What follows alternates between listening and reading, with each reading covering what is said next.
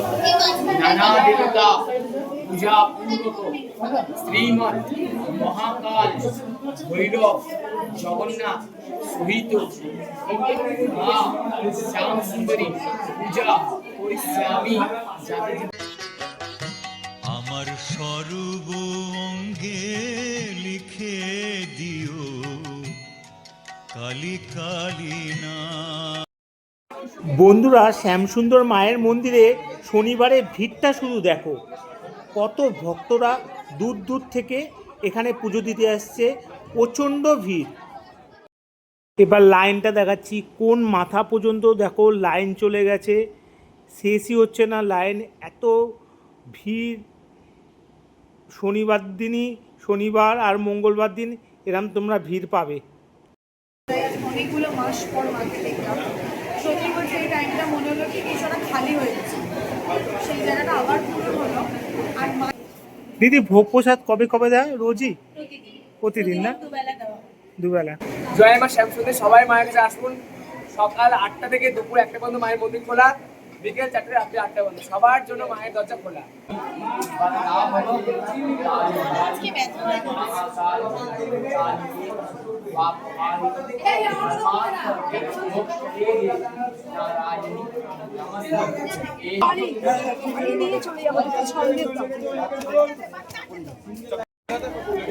নরসিংহ মূর্তি আছে এখানে, ধূপকাঠি জ্বালাচ্ছে। হ্যালো বন্ধুরা, কেমন আছো? আশা করি তোমরা ভালো আছো এবং সুস্থ আছো। ড্রিম মাই ট্রাভেল চ্যানেলের পক্ষ থেকে তোমাদের স্বাগত জানাই। আরেকটি নতুন ভিডিও নিয়ে তোমাদের কাছে উপস্থিত হলাম। আজ হচ্ছে 22শে মার্চ 2025। আমরা এসেছি মুকুন্দপুর বাইপাসের পাশে মা শ্যামসুন্দর মন্দির দর্শন করতে। অনেকদিন ধরে ইচ্ছে ছিল মায়ের মন্দিরে দর্শন করব, মায়ের নতুন মন্দির দর্শন করবো। চলা যাওয়া যাক নতুন মন্দির দর্শন করতে। বন্ধুরা, আমরা এখন বিধাননগর স্টেশনে আছি। এই হচ্ছে বিধাননগর স্টেশন। এখান দিয়ে আমরা ব্রিজ ধরে বাইরে যাব, মুকুন্দপুর বাইপাসে যাব। ওখান দিয়ে দেখি কোন বাস পাই। এই হচ্ছে ফ্লাইওভার ব্রিজ বিধাননগরে। এই যে ট্রেন, এখান দিয়ে আমরা ওখান দিয়ে যাব আমরা বাইরের দিকে। আমরা 4 নম্বর প্ল্যাটফর্মের বাইরে দিয়ে যাচ্ছি বিধাননগরে। এখান দিয়ে নামবো বাইরে গাড়ি ধরার জন্য। বিধাননগরে সাবওয়ে দিয়ে আমরা নিচে নামবো। এই যে সাবওয়ে, আমরা বাসে উঠে পড়েছি এম বাইপাসে যাওয়ার। এই হচ্ছে বাস। এখান দিয়ে তোমরা বিধাননগর বাইরে দিয়ে প্রচুর গাড়ি পেয়ে যাবে বাইপাসে যাওয়ার জন্য। সব বাস যায় না এম বাইপাসে যাওয়ার জন্য। যেই বাসে এম বাইপাসে যাবে, মুকুন্দপুর যাবে, সেই বাসেই অবশ্যই উঠো।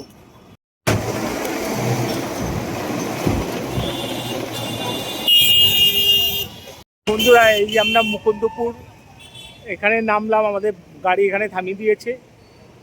এইটা হচ্ছে এই যে পুলিশ কন্ট্রোল রুম। এই পাশ দিয়ে, এর অপোজিটে এই রাস্তাটা দিয়ে সোজা আমরা যাব শ্যামসুন্দর মন্দিরে, মায়ের মন্দির দর্শন করতে। এই হচ্ছে অভিদীপ্তা ফ্ল্যাট, পাশ দিয়ে যাব। এই হচ্ছে অভিদীপ্তা গেট নাম্বার 2। আমরা তার অপোজিট সাইড দিয়ে যাচ্ছি। এই যে অভিদীপ্তা ফ্ল্যাট,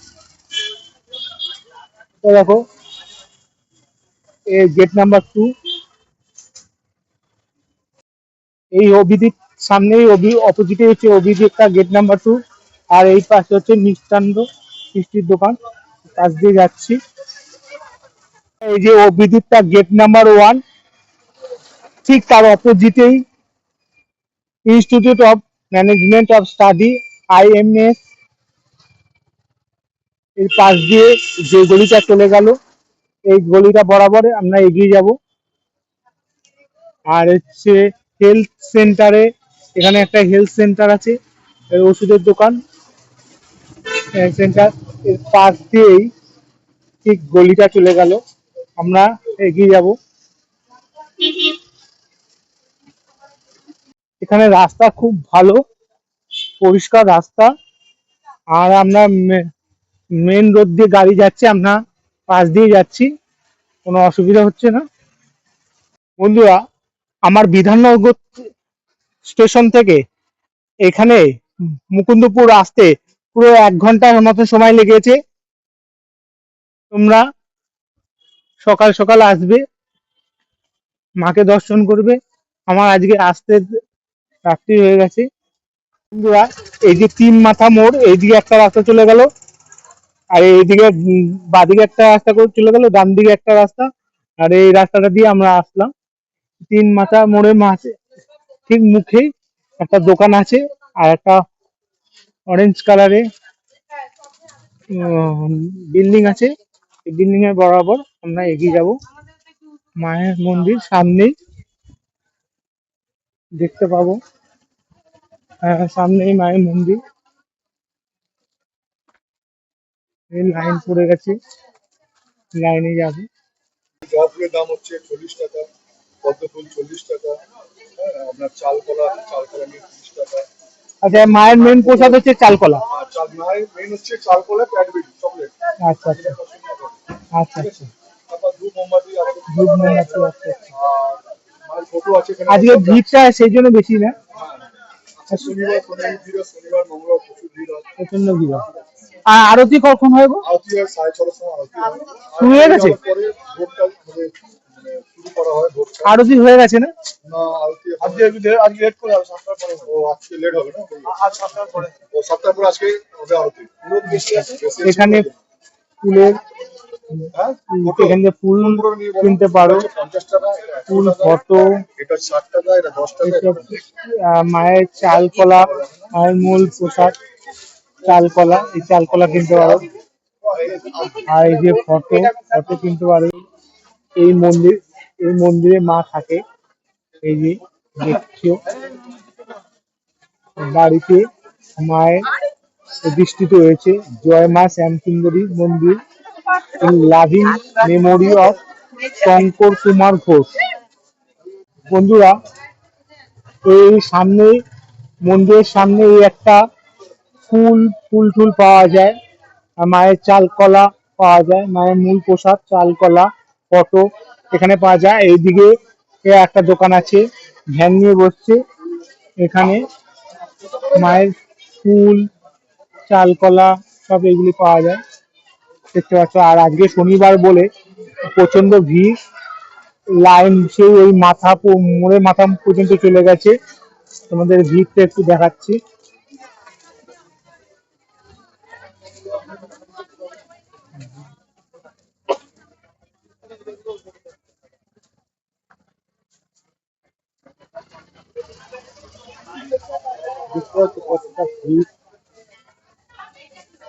এই মাথা পর্যন্ত গেলেই ঠিক বলে।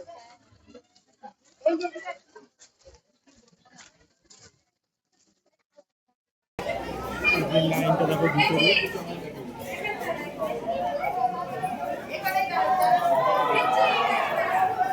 ভিতরে লাইনটা।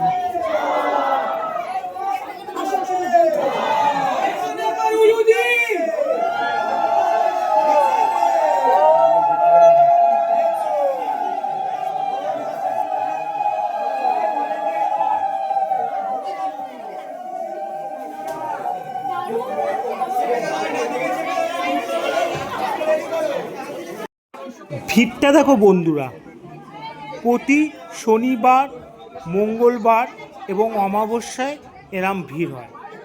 বহু দূর দূর থেকে মাকে দর্শন করতে আসেন। একবার শুধু মাকে দর্শন করে ভোগ প্রসাদ খেয়ে মানুষ সন্তুষ্ট হন।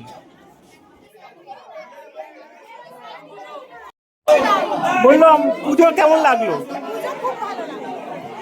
আর অঞ্জলি করেছেন আরতি দেখতে? আরতি আমরা শনিবার করে আসি আরতি দেখার জন্য। প্রতি শনিবার? যারা আরো সুন্দর আরতি দেখতে চান, আচ্ছা। অমাবস্যার দিন আসবেন, মায়ের আরতি দেখবেন, পুরো অন্ধকারে মায়ের আরতি দেখবেন। আচ্ছা। অবশ্যই আসবেন। আর কতক্ষণ লাইন দিয়েছিলেন?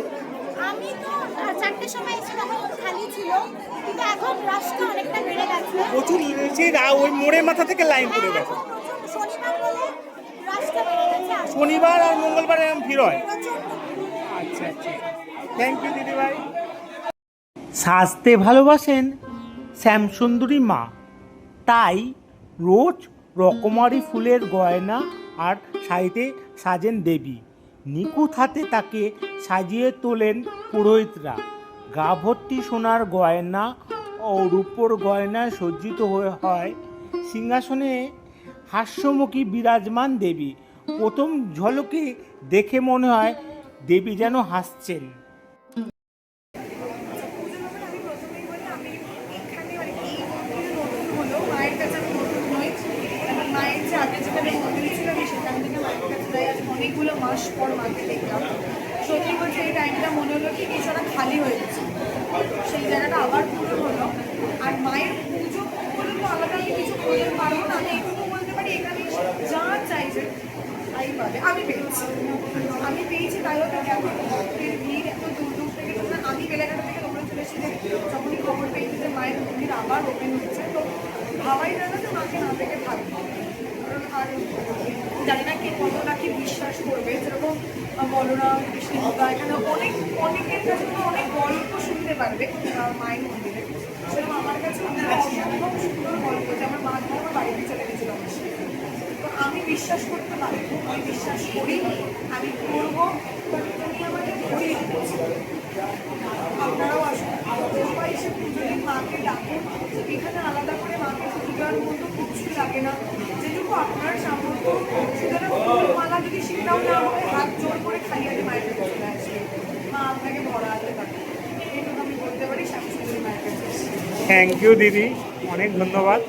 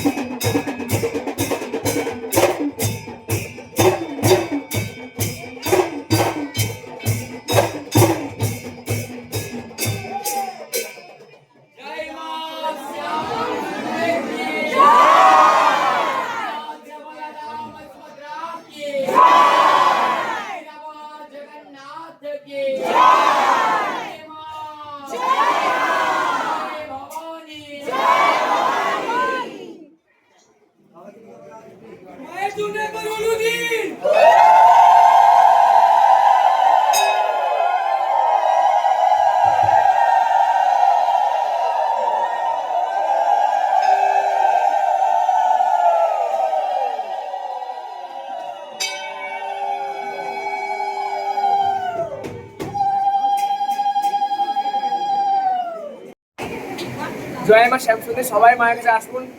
সকাল 8টা থেকে দুপুর 1টা পর্যন্ত মায়ের মন্দির খোলা, বিকেল 4টে রাত্রি 8টা পর্যন্ত সবার জন্য মায়ের দরজা খোলা। মায়ের মন্দিরে প্রত্যেকটা দিন দুবেলা ভোগ প্রসাদ ফ্রিতে দেওয়া হয়। সবাই পেট ভরে ভোগ প্রসাদ খেয়ে নেবেন। এটা আপনাদের বাড়ি, আপনাদের মায়ের বাড়ি, সবাই অবশ্যই আসবেন।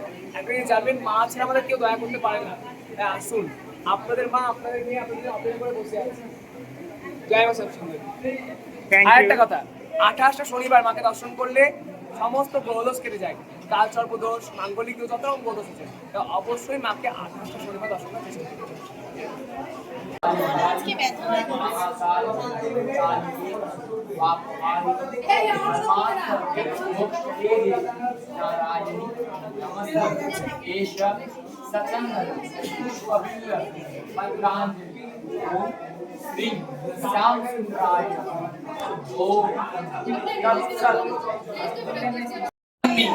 त्र्यंबके गौरी नारायणी नमस्ते। আপনাদের সবার যার যা মনে করছেন আপনাদের প্রত্যেকের মনের বাসনা অবশ্যই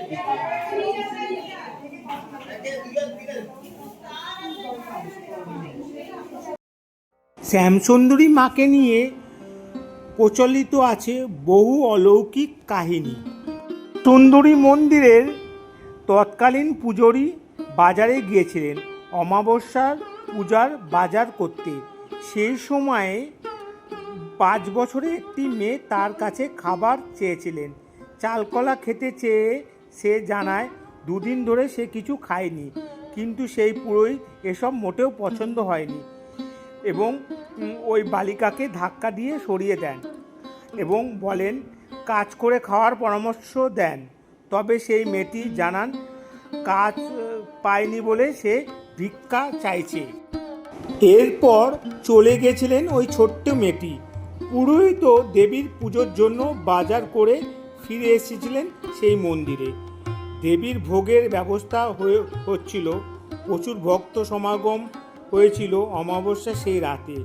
নিয়ম মেনেই অন্ধকারে চলছিল দেবীর আরাধনা। পূজার চলাকালীনই পুরোহিত হঠাৎ লক্ষ্য করেন যে শুধু মহাদেব শায়িত রয়েছে, কিন্তু তার কালী আর নেই। প্রথম ভ্রম মনে হলেও ঘির প্রদীপ বাড়িয়ে দেবীকে দেখার চেষ্টা করেন, কিন্তু দেবী সেখানে নেই।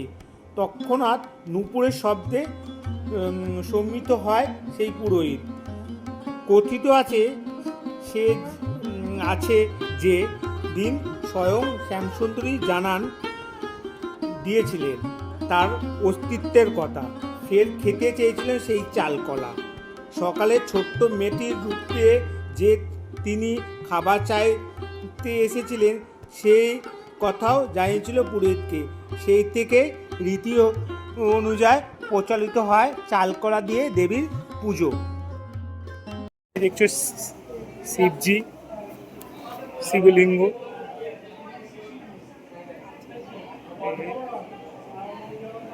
কত সুন্দর লাগছে শিবজিকে। নরসিংহ মূর্তি আছে,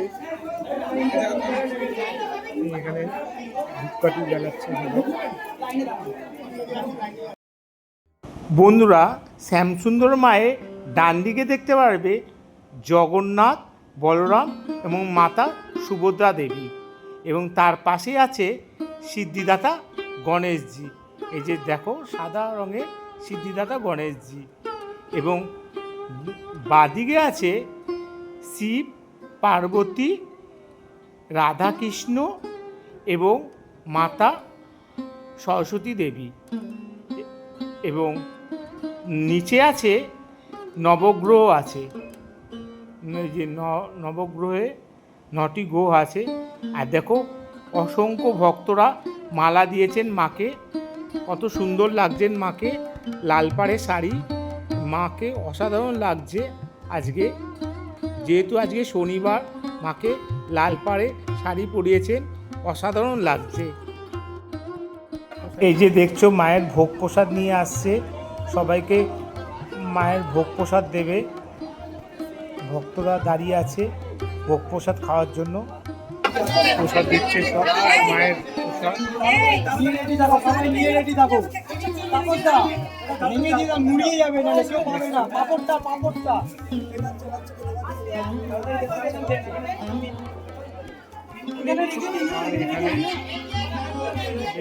কবে দেয়? রোজই?